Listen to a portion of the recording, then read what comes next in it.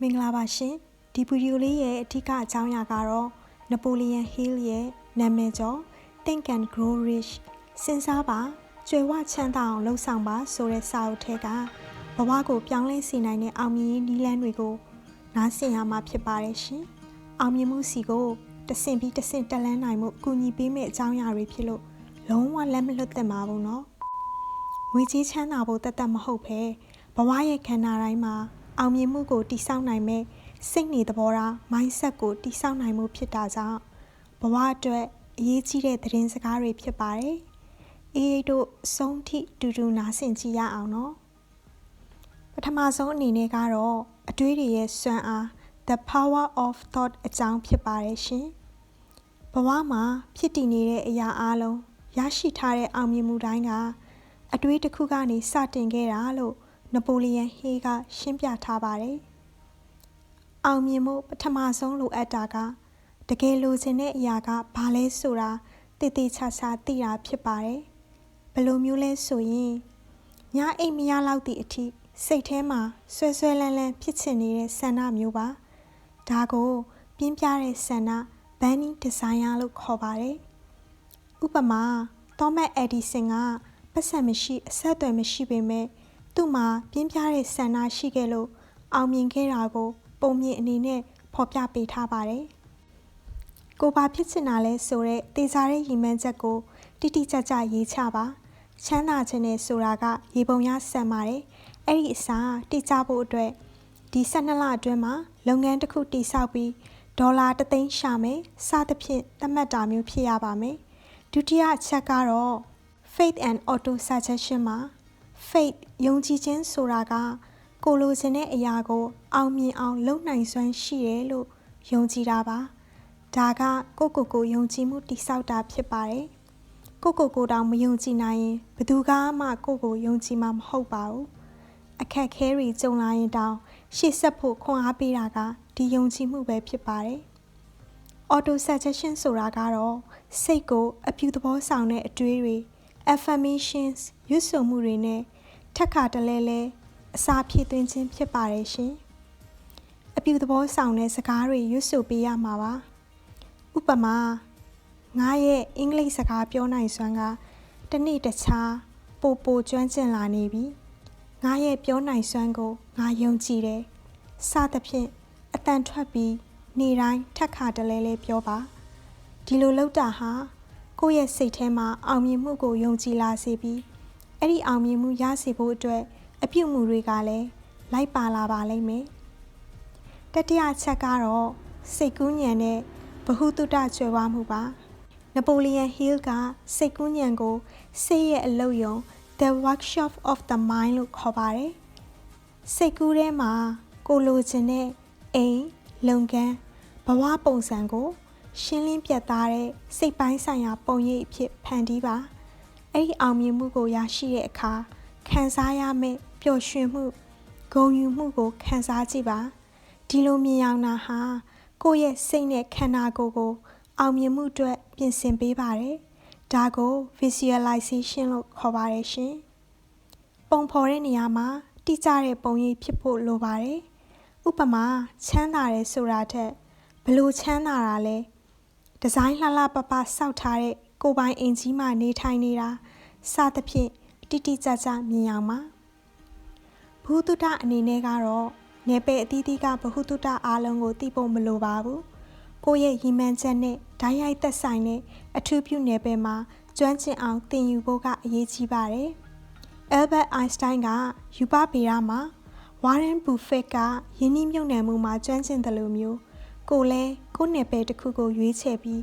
ကျွမ်းကျင်အောင်လုပ်ရပါမယ်ကျွမ်းကျင်နှံ့ဆက်ဖို့အတွက်စာအုပ်တွေဖတ်ပါအွန်လိုင်းသင်တန်းတွေတက်ပါကိုယ့်ထက်နားလည်သူအောင်မြင်သူဆရာသမားမန်တာရှာပါအရေးအကြီးဆုံးကတော့လက်တွေ့လှုပ်ဆောင်ရင်းသင်ယူခြင်း learning by doing ဖြစ်ပါတယ်ရှင်နောက်တစ်ချက်ကတော့လှုပ်ဆောင်ခြင်း action နဲ့ဇွဲလုံးလ persistent မှာအိမ်မက်နဲ့ဆန္ဒရှိုံနဲ့မပြီးပါဘူးအဲ့ဒါပြီးရင်ချက်ချင်းလှုပ်ဆောင်တဲ့ immediate action လာရပါမယ်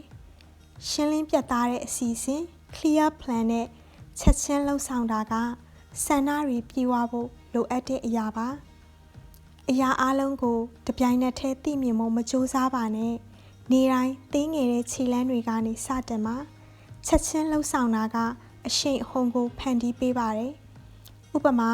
အင်္ဂလိပ်စာတိုးတက်ချင်ရင်တစ်နေ့15မိနစ်လေ့ကျင့်တာမျိုးအင်္ဂလိပ်ဗီဒီယိုကြည့်တာမျိုးနဲ့စတင်မှာအောင်မြင်တဲ့လူနဲ့အောင်မြင်တဲ့လူကိုကွဲပြားစေတာကတော့ဇွဲလုံးလား persistent ပဲဖြစ်ပါတယ်အဲ့ဒီအတွက်မရက်တန့်ဖြစ်ဖို့လိုပါတယ်အောင်မြင်မှုကတညတည်းနဲ့မလာပါဘူးလန်ခီမှာအတားအဆီးတွေဆုံးရှုံးမှုတွေကိုကြုံတွေ့ရပါလိမ့်မယ်အဲ့ဒီအချိန်မှာရှုံးမပေးပဲဆက်လက်လှုပ်ဆောင်နေတာကသာအဓိကဖြစ်ပါတယ်ရှုံးနေမှုကနေလဲသင်ခန်းစာယူရပါမယ်သောမတ်စ်အက်ဒီဆင်ကမီးသီးမတီထွင်ခင်မှာအချိန်1000ကျော်ကြာရှုံးခဲ့ပူပါတယ်အဲ့ဒီမှာသူကငါမရှုံးနိုင်ခဲ့ဘူးမအောင်မြင်တဲ့နီလန်း1000ကိုရှာတွေ့ခဲ့တာပါလို့ပြောခဲ့ပါတယ်ရှုံးနိုင်ခြင်းကိုအရှုံးအဖြစ်မယူဆပဲသင်ခန်းစာအဖြစ်မြင်ပါရှင်အခုဖတ်ပြခဲ့တဲ့ဒီအခန်းတွေရဲ့အနှစ်ချုပ်ကတော့အောင်မြင်မှုကကိုဘယ်လိုစဉ်းစားသလဲဆိုတာပေါ်မှာမူတည်ပါတယ်ပြင်းပြတဲ့ဆန္ဒရှိရမယ်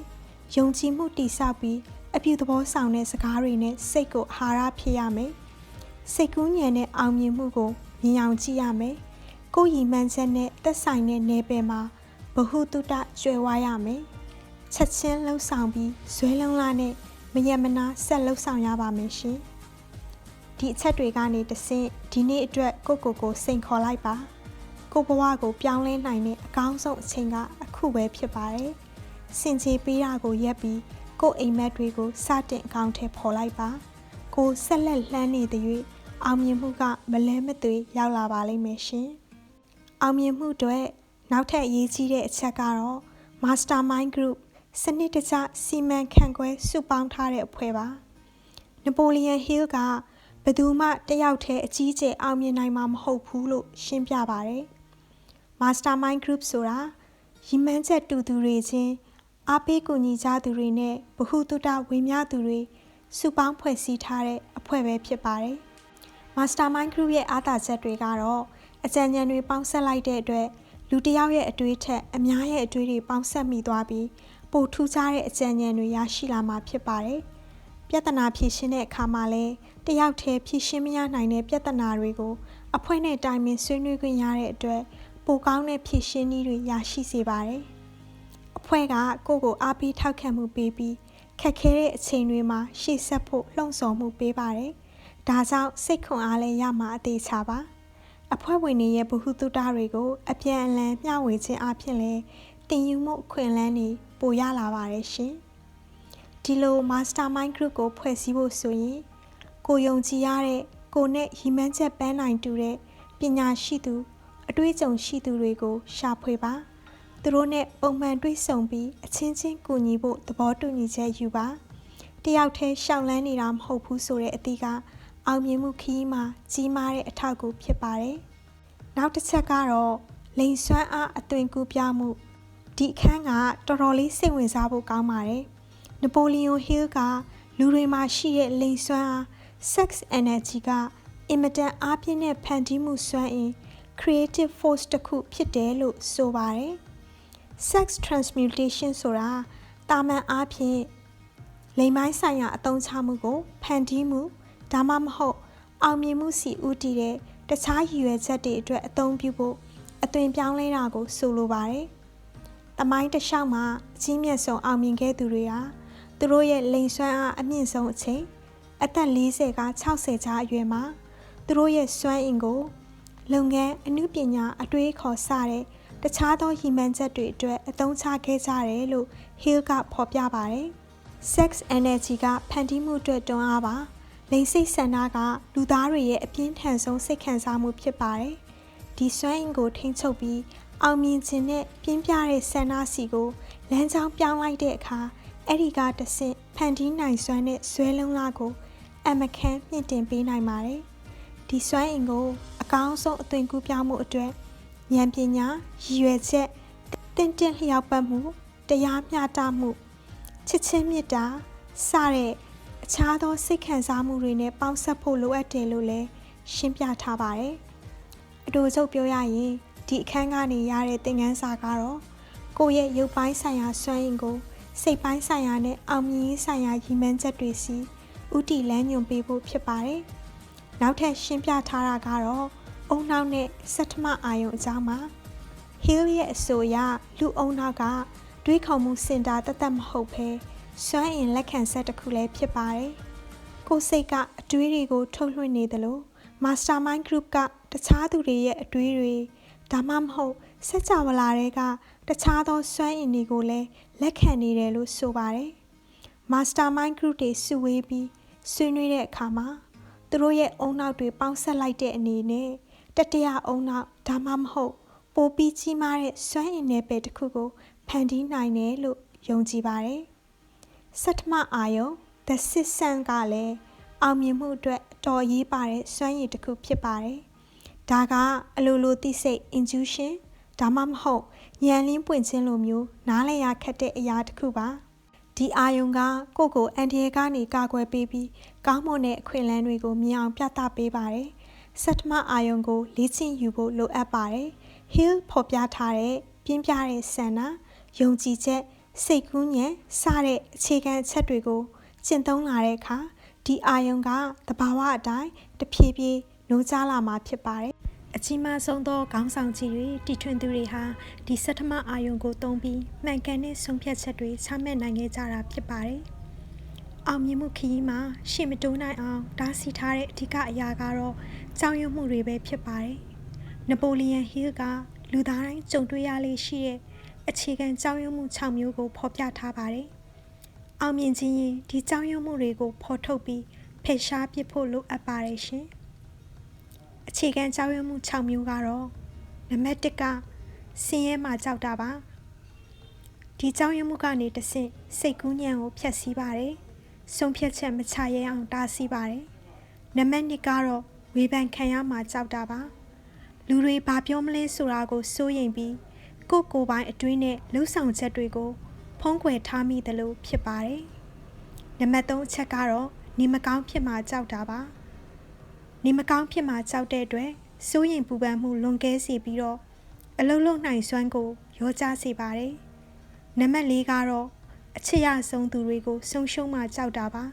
။အဲ့ဒီအတွက်တဝင်းတိုးတာမနာလိုတာနဲ့တခြားသူကိုအမြဲမိခိုနေဖြစ်ပါတယ်။နံပါတ်5အချက်ကတော့အသက်ကြီးမှကြောက်တာပါအချိန်မရှိတော့ဘူးလို့ခံစားရပြီးစိတ်အားငယ်လာပါတယ်အိမ်မက်တွေကိုလက်လျှော့မိလာပါတယ်ရှင်နောက်ဆုံးတစ်ချက်ကတော့တရားမှကြောက်တာပါတရားမှကြောက်နေတဲ့အတွက်ရှောင်လွှဲလို့မရတဲ့အရာကိုစိုးရိမ်ပူပန်နေမိပြီးနေပြောမှုကိုပျက်စီးစေနိုင်ပါတယ်ဒီကြောက်ရွံ့မှုတွေကိုရှင်းရှင်းလင်းလင်းဖော်ထုတ်ပါကြောက်ရွံ့မှုတွေကစိတ်ထဲမှာထင်အောင်ထင်မှားဖြစ်နေတဲ့အတွေးသက်သက်ပဲဆိုတာကိုလက်ခံပါအဲ့ဒါကိုစန့်ကျင်ဘက်ဖြစ်တဲ့အပြုသဘောဆောင်တဲ့အတွေးနဲ့အစားထိုးပါချက်ချင်းလှုပ်ဆောင်မှု action နဲ့အနိုင်ယူလိုက်ပါရှင်ဒီသင်ခန်းစာတွေအားလုံးကိုလေ့လာပြီးတဲ့နောက်မှာအဓိကသောချက်ကတော့လှုပ်ဆောင်ခြင်းပဲဖြစ်ပါတယ်အောင်မြင်မှုကကိုယ်စောင့်နေတဲ့နေရာမှာမရှိပါဘူးစတင်လိုက်မှသာရရှိမှာဖြစ်ပါတယ်ဒီမှာဆွလွန်ရမယ့်အရာတွေကတော့အကြောင်းပြချက်ပေးတာတွေပြီးပြည့်စုံတဲ့အခြေအနေကိုစောင့်နေတာတွေနဲ့ကြောက်ရွံ့မှုတွေပါအဲ့ဒါတွေကိုဆွလွန်လိုက်ပါယုံကြည်မှုနဲ့ရှေ့ဆက်နိုင်မှုအတွက်ကိုရရှိပြီးသားဗဟုသုတတွေကိုစိတ်ထဲကစိတ်ကူးညံတွေကိုယုံကြည်ပြီးတနေ့တာအတွက်သိငယ်တဲ့ခြေလှမ်းတွေကိုစင်ဆက်မပြတ်လှမ်းပါကိုရဲ့အိမ်မက်တွေကတအားမကြီးမားပါဘူးမရောက်နိုင်အောင်လည်းမဝေးကွာပါဘူးကိုယ်တိုင်ယုံကြည်ပြီးပထမခြေလှမ်းကိုလှမ်းဖို့ပဲလိုအပ်ပါတယ်ကိုအောင်မြင်မှုကကိုလက်လန်းမိရာမှာရှိနေပါပြီကဲဒီနေ့ဘာကိုစတင်ကြည့်ကြပါမလဲရှင် Ready let's go အောင်မြင်မှုလမ်းညွှန်ချက်တွေအပြင်နပိုလီယန်ဟေးကလူတွေဘာကြောင့်အောင်မြင်ကြတာလဲဆိုတဲ့အကြောင်းရင်းအချက်30ကိုလည်းစစ်တမ်းကောက်ယူပြီးဖော်ပြထားပါတယ်ဒီအချက်တွေကိုသိထားရင်ကိုယ့်ရဲ့ခရီးလမ်းမှာမအောင်မြင်စေမယ့်အရာတွေကိုရှောင်ရှားနိုင်မှာဖြစ်ပါတယ်အောင်မြင်မှုရရှိဖို့အတွက်ကို့မှာဒီအချက်တွေမရှိအောင်သတိထားရပါမယ်အထူးသဖြင့်အခုအေးရိပ်ဆက်ပြီးပြောပြမယ်ဒီအချက်10ချက်ကအရေးအကြီးဆုံးဖြစ်ပါတယ်နံပါတ်1ကတိကျတဲ့ရည်မှန်းချက်မရှိတာပါရည်မှန်းချက်တိကျမရှိတာဟာ အထီးကအကြီးမားဆုံးသောရှုံးနိမ့်မှုပါဘာကိုလိုချင်နေဆိုတာကိုမသိရင်ဘယ်ကိုမှရောက်မှာမဟုတ်ပါဘူးနံပါတ်2ကတော့ရည်ရွယ်ချက်ကိုမြင့်တင်ဖို့ဆန္ဒမရှိတာပါပြင်းပြဘဝကိုပဲကျင့်နေနေတဲ့အခါကိုမြင့်တင်မှုစိတ်အားထက်သန်မှုမရှိပါဘူးနံပါတ်3ကတော့မပြည့်စုံတဲ့ပညာရေးပါကိုလိလာလိုတဲ့နယ်ပယ်မှာဘူးတုတတွေကျွဲဝဖို့ဆက်လက်ရှာဖွေဖို့ရင်းဆက်နေတာမျိုးပါနံပါတ်4အချက်ကတော့စီကံမရှိတာပါကိုစိတ်ခံစားချက်နဲ့အပြုအမူတွေကိုထိန်းချုပ်နိုင်စွမ်းမရှိဘဲနဲ့ lack of self discipline ဖြစ်နေတာမျိုးပါနံပါတ်5အချက်ကတော့နေထိုင်မှုကျန်းမာရေးအခြေအနေမကောင်းတာပါကျန်းမာရေးကိုဂရုမစိုက်တဲ့အတွက်စွမ်းရည်နဲ့စိတ်အားထက်သန်မှုတွေပါရောကျလာပါတယ်နံပါတ်6အချက်ကတော့ကြံ့ကြာအောင်လုပ်တာပါအရေးကြီးတဲ့အလုပ်တွေကိုနောက်ဆုတ်တာမျိုးမနှက်ဖြန်မှလုပ်မယ်လို့အမြဲပြောနေတတ်တာမျိုးပါနံပါတ်9ကတော့ဇွဲလုံးလာမရှိတာပါဆုံးရှုံးမှုဒါမှမဟုတ်အခက်ခဲလေးကြုံတာနဲ့လက်လျှော့လိုက်တာမျိုးပါနံပါတ်10ကတော့တခြားသူတွေနဲ့ကောင်းမွန်စွာမပေါင်းသင်းနိုင်ခြင်းပါမာနကြီးတာမချေမငံပြောဆိုတာဒါမှမဟုတ်ပူးပေါင်းဆောင်ရွက်လိုစိတ်မရှိတာမျိုးပါနံပါတ်9ကတော့မှားယွင်းတဲ့အပေါင်းအသင်းတွေရွေးချယ်မိတာဖြစ်ပါတယ် Mastermind Group ကိုအပြုသဘောဆောင်တဲ့အဖွဲ့အစားအပြည့်သဘောဆောင်တဲ့လူတွေနဲ့ပေါင်းသင်းမိတာမျိုးပါနောက်ဆုံးအချက်နံပါတ်10ကတော့ငွေကြေးကိုမစင်မချင်သုံးစွဲမိတာမျိုးပါဝင်ငွေတဲ့ထွက်ငွေကိုပိုများအောင်သုံးစွဲတာငွေကိုစီမံခန့်ခွဲမှုမလုပ်နိုင်တာမျိုးပါရှင်အခုပြောပြသွားတဲ့အချက်10ချက်ကိုရှောင်ရှားရမှာဖြစ်ပါတယ်ဒီစာအုပ်ရဲ့နောက်ဆုံးအပိုင်းတွေမှာ Hill ကလူတစ်ယောက်အောင်မြင်မှုအတွက်ကိုအမှန်တိုင်းပြန်လည်ခွဲခြမ်းစိတ်ဖြာဖို့ self analysis ကအရေးကြီးကြောင်းအလေးထားပြောကြားထားပါတယ်အောင်မြင်မှုဆိုတာရည်မှန်းချက်ပန်းတိုင်တစ်ခုကိုရောက်ဖို့သာမဟုတ်ပဲ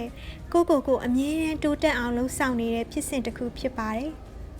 Hill ကလူတိုင်းတစ်နှစ်မှာအနည်းဆုံးတစ်ကြိမ်ဒါမှမဟုတ်2ကြိမ်ကိုဒီမေးခွန်းတွေနဲ့ဆန်းစစ်ဖို့အကြံပြုထားပါတယ်ရှင်မေးခွန်းတွေကတော့ကိုယ့်ရဲ့ရည်မှန်းချက်တွေဒီနှစ်မှာအောင်မြင်ခဲ့ပါသလားကိုယ့်ရဲ့လုပ်ရက်တွေကတန်ဖိုးရှိရဲ့လားကိုယ့်ရဲ့ဆက်ဆံရေးတွေအရင်နှစ်ကတည်းကပုံမတိုးတက်ကောင်းမွန်လာပါသလားကိုကကြမ်းကြအောင်လုပ်တာအချိန်ဆွဲတာကနေလွတ်မြောက်ခဲ့ပါသလားကိုယ့်ရဲ့ဆုံးဖြတ်ချက်တွေကပြတ်သားမှုရှိပါသလားကိုကအပြတ်သဘောဆောင်တဲ့စိတ်နေသဘောထား negative attitude တွေကိုဖယ်ရှားနိုင်ခဲ့ပါသလားကိုက sex transmutation ကိုထိရောက်စွာအသုံးပြုနိုင်ခဲ့ပါသလားကိုရဲ့ mastermind အဖွဲ့အစည်းနဲ့ပူးပေါင်းဆောင်ရွက်မှုကအရင်ကတည်းကပုံမကောင်းမွန်ခဲ့ပါသလားဒီမေးခွန်းတွေကိုမေးလိုက်ခြင်းအပြင်ကိုရဲ့အားနည်းချက်တွေကိုဖော်ထုတ်ပေးပြီးပြင်ဆင်ရမယ့်နေရာတွေကိုသိရှိစေမှာဖြစ်ပါတယ်ဒီလိုလုပ်ခြင်းအပြင်ရှုံးနိမ့်ခြင်းရဲ့အကြောင်းရင်းကိုရှောင်ရှားနိုင်ပြီးကိုရဲ့ပန်းနိုင်စီကိုတက်တက်မက်မက်ရှောင်လန်းနိုင်မှာဖြစ်ပါတယ်ရှင်နပိုလီယန်ဟီးလ်ရဲ့ Think and Grow Rich စာအုပ်ကိုတို့ချုပ်လိုက်မယ်ဆိုရင်အောင်မြင်မှုကအပြင်ပန်းကနေလာတာမဟုတ်ဘဲကိုယ့်ရဲ့အတွင်းစိတ်ကနေစတင်တာပဲဖြစ်ပါတယ်။အတွေးကိုထိန်းချုပ်ပါ။ကိုယ့်ရဲ့အတွေးတွေကိုစတင်ထိန်းချုပ်ပြီးကိုယ့်ရဲ့ဆန္ဒကိုယုံကြည်မှုထားပါ။စိတ်ကူးညံထဲမှာရှင်းလင်းစွာမြင်ရောက်ပါ။ကိုယ့်ရည်မှန်းချက်နဲ့သက်ဆိုင်တဲ့အထူးပြုဗဟုသုတကိုမယက်မနာရှာဖွေပါ။ချက်ချင်းလှုပ်ဆောင်ပါ။အတားအဆီးတွေကြုံတိုင်းဇွဲလုံးလားနဲ့ဆက်လက်ရှေ့ဆက်ပါကိုယ့်ရဲ့ခရီးလမ်းမှာအကူအညီပေးနိုင်မဲ့ Mastermind Group ကိုဖွဲ့စည်းပါမအောင်မြင်မှုရဲ့အကြောင်းရင်းတွေကိုရှောင်ရှားဖို့ကိုအမြဲတမ်းဆင်ခြင်သုံးသပ်ပါကိုကကိုဘဝရဲ့ဘိတုကာဖြစ်ပါတယ်ဘယ်သူမှကိုအောင်မြင်အောင်လုပ်ပေးနိုင်မှာမဟုတ်ပါဘူးဆုံးဖြတ်ချက်ချပြီး Hill ရဲ့နီလန်းတွေကိုလိုက်နာမယ်ဆိုရင်ကိုအိမ်မက်တွေကိုလက်တွေ့အကောင့်ထဲပေါ်နိုင်မှာအသေးချာပဲဖြစ်ပါတယ်ရှင်အခုဒီစာအုပ်လေးရဲ့ book summary ကိုဖတ်ပြီးတော့စာဖတ်သူတွေအတွက်တန်ဖိုးရှိတဲ့အချက်လက်တွေအများကြီးရလိုက်တယ်လို့အေးအေးကယုံကြည်ပါတယ်ရှင်။မေတ္တာ comment လေးတွေမှတ်ပေးသွားလို့ရပါတယ်နော်။နောက်ထပ်လည်းဒီလိုမျိုးတန်ဖိုးရှိတဲ့အကြောင်းအရာတွေကိုအခမဲ့နားဆင်နိုင်ဖို့ channel လေးကို subscribe လုပ်ထားပေးပါအောင်ရှင်။ကျေးဇူးတင်ပါတယ်။အိမ်မက်လှလှမတ်ကြပါစေရှင်။